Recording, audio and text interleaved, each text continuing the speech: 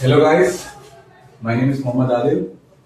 Today I am going to talk about what is polynomial.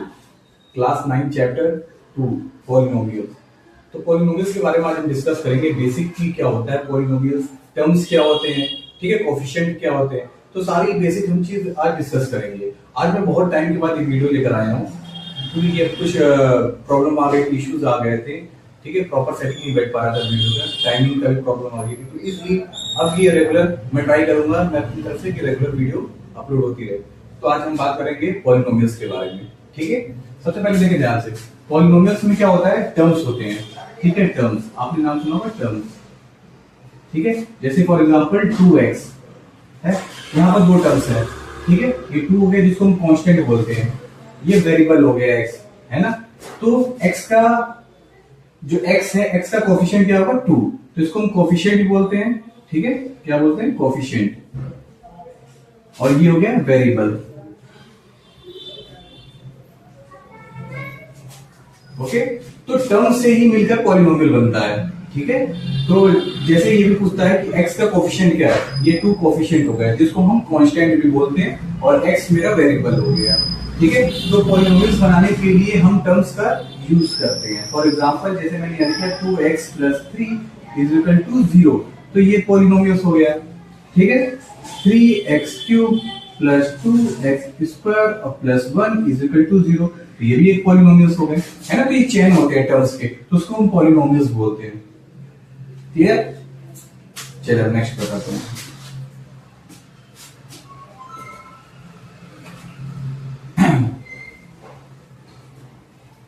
अब देखें, अब types of polynomials होते हैं, ठीक है, types of polynomials,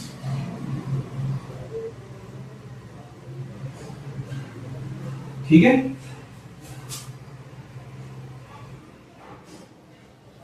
types of polynomials based on number of terms, based on number of terms.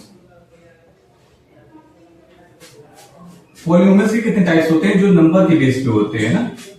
Number 1 is monomial, second is binomial and the third is trinomial, ठीक है। ये नंबर के base पे हम कैसे आइडेंटिफाई करेंगे कि कौन सा पॉलिनोमियल्स है। तो जहां पर सिंगल टर्म्स होते हैं, जैसे फॉर एग्जांपल 2x मैंने कर दिया, ठीक है ना, 2x हो गया, 3x² हो गया, है ना। जहां पर सिंगल टर्म्स आपको दिखे तो वो समझ जाना वो मोनोमियल्स है। जहां पर दो टर्म्स आते हैं जैसे 2x + 3, है ना, ठीक है, 3x² + 2x, तो यहां पर दो टर्म्स आ गए, तो ये क्या हो गया, बाइनोमियल हो गया, ठीक है। ट्राइनोमियल्स मतलब जहां पर 3 टर्म्स होते हैं, जैसे मैं 3x² लिख दिया + 2x + 1, तो यहां ट्राइनोमियल हो गया। जहां पर सिंगल टर्म्स आपको दिखे वो मोनोमियल्स होते हैं, जहां पर दो टर्म्स दिखे वो बाइनोमियल होते हैं, जहां पर 3 टर्म्स दिखते हैं वो ट्राइनोमियल्स होते हैं। ये होते हैं types of polynomials based on number of terms, ठीक है। इसको नोट डाउन कर लें।